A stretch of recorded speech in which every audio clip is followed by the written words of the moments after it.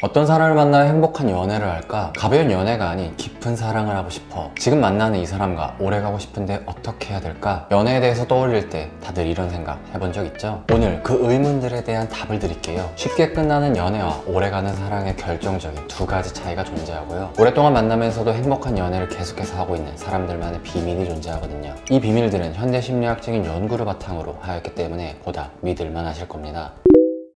먼저 짚고 넘어갈 게 있어요. 사랑 유통기한은 짧으면 1년, 길어봤자 3년이다 라는 말 한 번쯤은 들어보셨죠? 뭐 틀린 말은 아니에요. 하지만 그게 항상 진실인 것도 아니죠. 애초에 이 말은 호르몬의 변화를 근거로 하는 말이거든요. 사랑을 시작하게 되면 우리 뇌에서는 굉장히 많은 호르몬들이 분비가 되게 되는데, 아드레날린을 통해서 짜릿함을 느끼게 되고, 도파민을 통해서 행복감을 느끼게 되고, 옥시토신을 통해서 안정감을 느끼게 되죠. 하지만 문제가 있어요. 시간이 지나면서 이런 호르몬의 분비량은 계속해서 떨어진다는 점이죠. 왜냐고요? 우리가 적응을 해버리기 때문이에요. 우리는 같은 자극을 계속해서 보다 보면 그 자극에 대해서 더 이상은 민감하게 반응하지 않게 되거든요. 마찬가지로 아무리 사랑하는 사람이라 할지라도 계속 보다 보면은 무뎌지게 되는 것은 어찌 보면 자연스러울 수 있는 거죠. 그래서 계속 사귀다 보면은 어느 순간 장점보다는 단점이 계속해서 눈에 들어오게 되고, 나름 노력하긴 하지만 맞지 않는 톱니바퀴들이 계속해서 어긋나는 것 같은 느낌이 들죠. 하지만 반드시 꼭 그래야만 할까요? 그건 아니에요. 모든 사람들이 그러진 않아요. 이를 설명해주는 하나의 연구를 소개해드릴게요. 심리학자인 아세베도와 아론 박사는 시간이 지나도 계속 열렬히 사랑하는 사람들의 뇌는 뭐가 다를까에 대해서 궁금해했거든요. 그래서 하나의 실험을 진행했어요. 뇌활동을 측정해주는 fMRI를 통해서 교제기간이 얼마 되지 않은 커플과 교제기간이 오래된 커플들의 뇌를 비교하였죠. 근데 교제기간이 오래된 커플들의 중요한 특징이 있었어요. 신문 광고를 통해서 모집한 이 커플은 교제기간이 평균적으로 21.4년임에도 불구하고 우리는 아직까지도 서로를 열렬히 사랑합니다 라고 대답했던 17명의 사람들이었죠. 어쨌든 두 종류의 커플을 대상으로 서로의 연인 사진을 보여주고 나서 그 순간에 뇌의 변화를 측정하였죠. 그러면 결과는 어땠을까요? 네, 놀랍게도 아무런 차이가 없었습니다. 교제기간이 길었던 짧았던 상관없이 서로를 사랑하기만 한다면 뇌의 차이는 발생하지 않았죠. 그리고 그 행복감은 계속해서 지속되기도 했고요. 구체적으로는 복측 피계 영역이라는 뇌의 부위가 활성화가 되었는데, 이 부분은 도파민 시스템과 관련 있는 쾌락 중추 영역이거든요. 간단히 말해서 바라만 봤을 때 행복을 느끼게 되는 영역이다 라고 이해하시면 됩니다. 그리고 이 부분이 활성화된 오래된 커플들은 무려 20년이나 지났는데도 불구하고 그 사람의 사진만 보기만 해도 도파민이 펑펑 터지면서 처음 사랑에 빠진 그 순간처럼 아직도 행복해한다 라는 거죠. 우리 주위에도 가끔씩은 있지 않나요? 언제나 처음 그 순간처럼 연애를 하거나 결혼한 지 오래되어도 신혼처럼 지내는 커플들요, 뇌는 거짓말하지 않는다 라는 말처럼 이런 사람들은 분명히 존재한다 라는 거죠.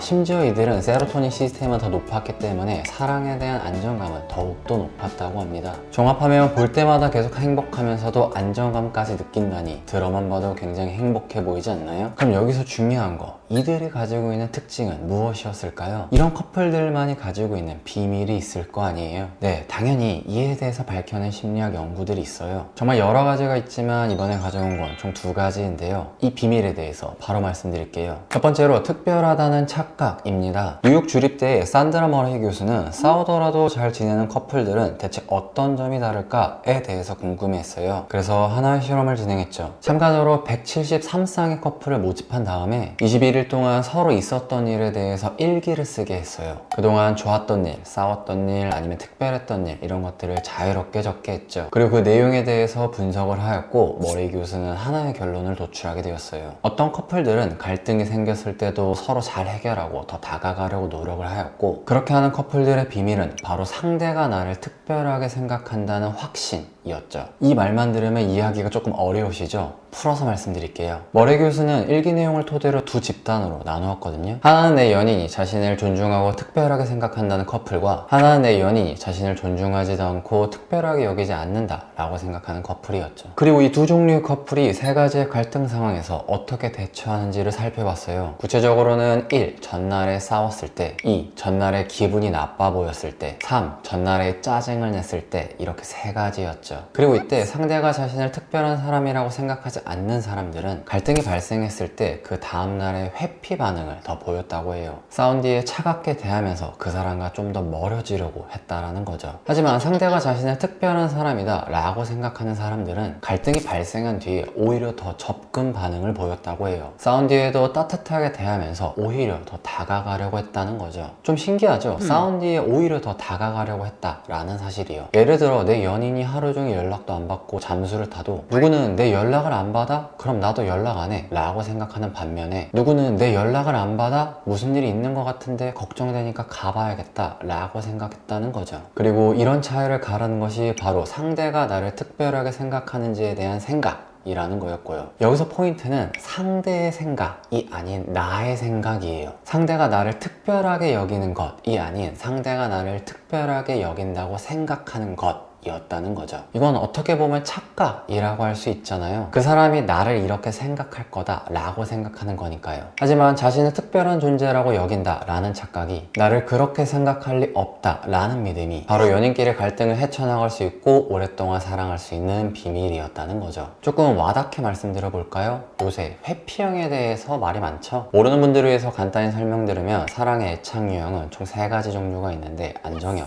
회피형, 불안형이 있습니다. 그리고 이는 갈등 상황에서 나오게 되는 사랑의 타입이고요. 갈등 상황에서 말 그대로 회피를 하는 회피형의 특징은 크게 2가지입니다. 1. 타인에 대한 기대감이 낮다. 2. 과거에 머무름으로써 심리적 안정감을 얻는다. 고착이라고 하죠. 그리고 이런 회피형이기 때문에 당연히 상대에 대한 확신이 부족하고 과거지향적이기 때문에 사건을 부정적으로 해석할 가능성이 좀 더 많아요. 그리고 회피형이 이런 태도를 보이게 되는 속마음은 사실은 상처받고 싶지 않아 이것 때문이거든요. 하지만 진정으로 상처받지 않기 위해서는 너도 그럴 줄 알았어 라고 속단하는 것보다는 너가 그럴 리가 없어 라고 한 번은 의구심을 가져야 된다는 거죠. 아, 제가 왜 이렇게 회피형에 대해서 속단하냐고요? 그건 저도 모릅니다. 근데 왠지 그럴 것 같아요. 저는 절대로 회피형이 아니었으니까요. 하지만 논문 제목인 Once hurt, twice hurtful 이라는 것처럼 한 번의 상처는 2번의 또 다른 상처이자 처음은 나의 상처, 다음은 그 사람에게 주는 상처이자 한 번의 상처는 2번의 더 큰 상처라는 말은 기억해 두시길 바랍니다.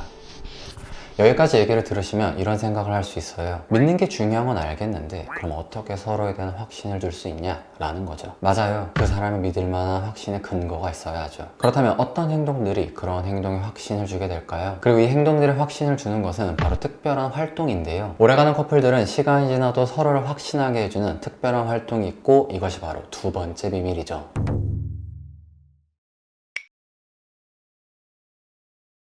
두 번째로 즐거운 것보다는 흥분되는 것입니다. 그리고 이런 이득은 앞서 말씀드린 도파민 시스템과 관련이 있어요. 이를 심리학에서는 자기 확장이라는 개념으로 설명하거든요.